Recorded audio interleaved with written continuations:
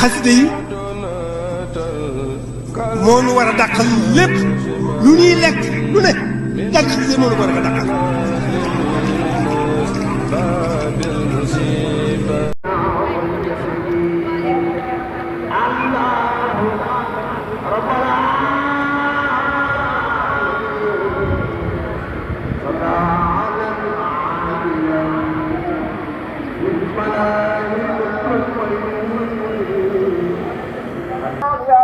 يا قدوس يا مكرم يا فرقت بيني وبين القوم الفاتحين بسم الله الرحمن الرحيم يا سيدي يا مشايخ يا سلام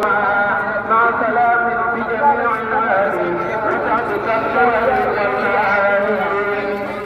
يا سيدي يا مصطفى يا مكسرى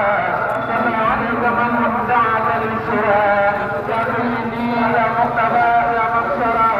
صلى عليك من دعاك للسراء مع سلام يسهر عباد يا خير كل والد وما ولد صلى عليك من دعا عبادي كما لمن يا أسأل وبسيطك مقصود القمر صلى عليك من تقصدك أمر مسلما عليك بالإكرام في الآل والصحب بالانصرام وبك جملة الذنوب غفرا وكل ما علي عني كفر